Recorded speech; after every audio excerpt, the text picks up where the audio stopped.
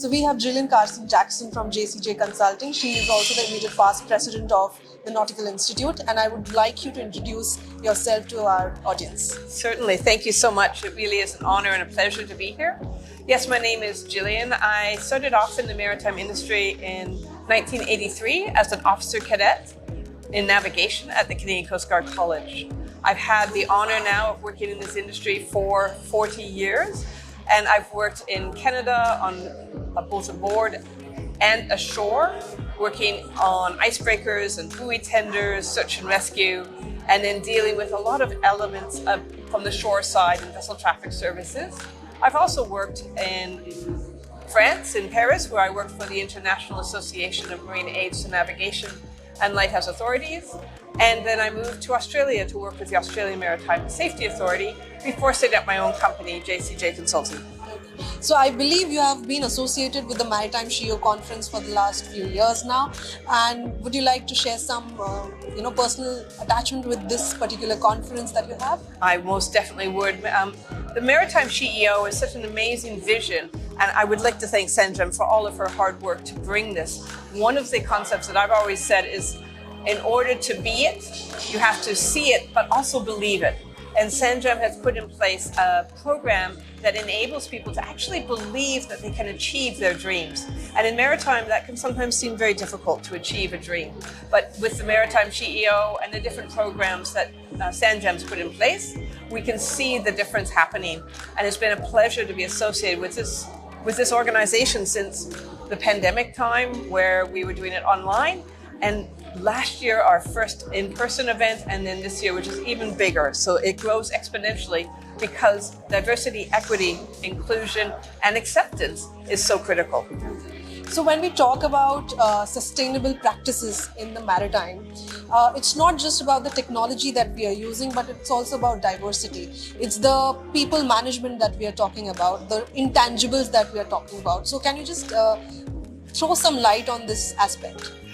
And as sustainability is so important, the thought about achieving sustainable greenhouse gas emission, reducing those, for example, or the green fuels. Sustainability, sometimes when we look at those targets that we set, they're so much easier to set because they're linked to a thing, they're linked to a statistic.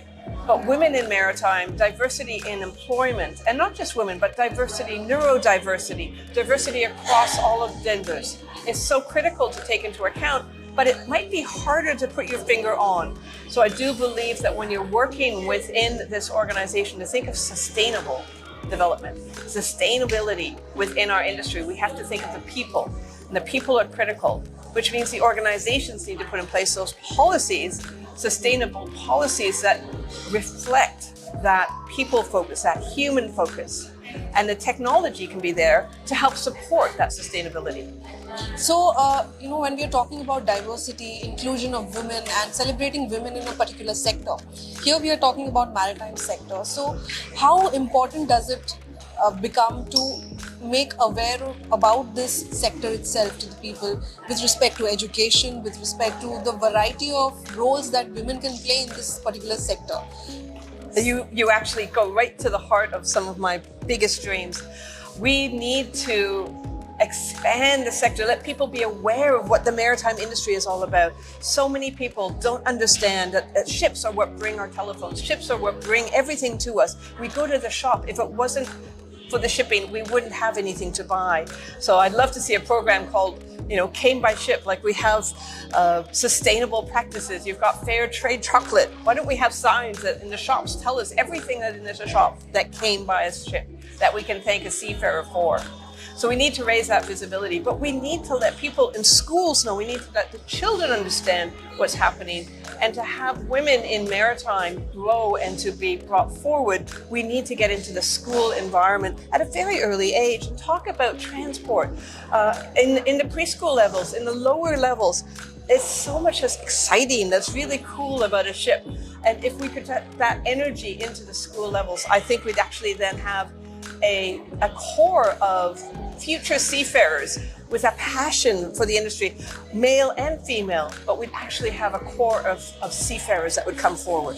What do you think, what stops women from entering the maritime sector? Like, we know that aviation has a lot of women. We have so many women pilots on staff or on the ground everywhere. But the moment we talk about maritime, it becomes a little heavier with respect to the work and the working hours that we are talking here.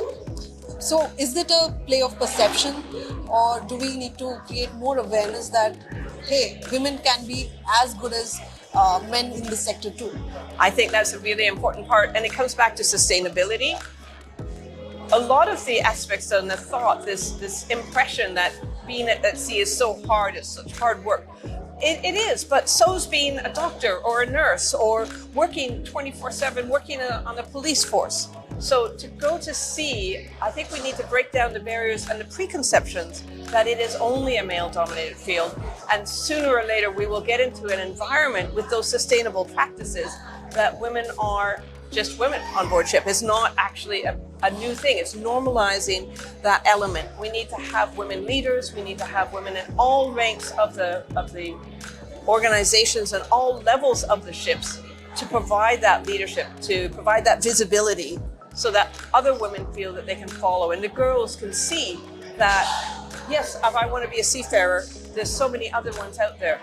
If I want to go into ship management, if I want to go into supply chain management, that it is available and is open, because there's so much opportunity within the careers. So logistics and supply chain is another sector which is a very much male-dominated sector, and we have seen very less women in this industry. Either they are, taking care of the family business, or they are not there at all. Yeah. So there's a wide gap between these two. So why is it so? There's so many elements. So the supply chain, all aspects of the supply chain, again, are very, very hidden. And many areas of the supply chain, we just don't understand what the steps are. So to have someone excited about being in that role, they need to learn about it. It goes back to going into the schools. It goes back to those sustainable practices that we talked about earlier. The whole concept of the organizations putting in place and putting that vision out there to bring people into the industry and to support. So you might have someone working on a ship who then wants to have a family and can go into supply chain. And after their family has grown, they want to go back to the ship. So we actually start seeing an ebb and flow of our workforce based on family needs, based on elements of growth within their own personal growth that would almost echo perhaps the ebb and flow of the tides of the waters and the harbors that we are working on and around. Okay, one last question, Jillian. So what are those top 3 skills that you would want women in this industry should and must have to, shape the future of maritime industry? And do you think that women have it in them to be at the leadership roles and, take the reins in their hand of this sector? Okay, so 3 skills. What 3 skills would we need? Oh, that's really hard because there's so many. But I think some of the basic skills. Skill number 1, the ability to learn and to adapt. The ability to grow. That would be very, very important as a skill. Digital intelligence in this era of technology and technology development, that you need to have a digital intelligence that goes beyond just a piece of equipment that you've been trained on, but to understand how equipment should work. So I think digital intelligence, the ability to have continual learning, and also resilience with self-reliance. So have that opportunity to build your self-confidence and to know that it will fall, it will fail, and then pick yourself up again and then move on. So that resilience that you need. So if I was to say 3 skills, it would be the resilience, the digital intelligence, and this opportunity for continuous online learning or continuous learning. Okay, there's one more question that I would really want to ask. So these conferences, right? Many companies, they are hosting these organizing these conferences. But what are the tangible steps that they are taking, the actionable steps where we are actually working towards and we are seeing the results? Yeah, so it's all really nice and fine to come to a conference and to meet wonderful people and to catch up with friends, but where is the benefit of the conference? Yes. I think we're seeing that actually in the growth of this conference on its own. It's grown exponentially. And you're seeing that people are talking about, for example, putting in place quotas to have women in leadership roles.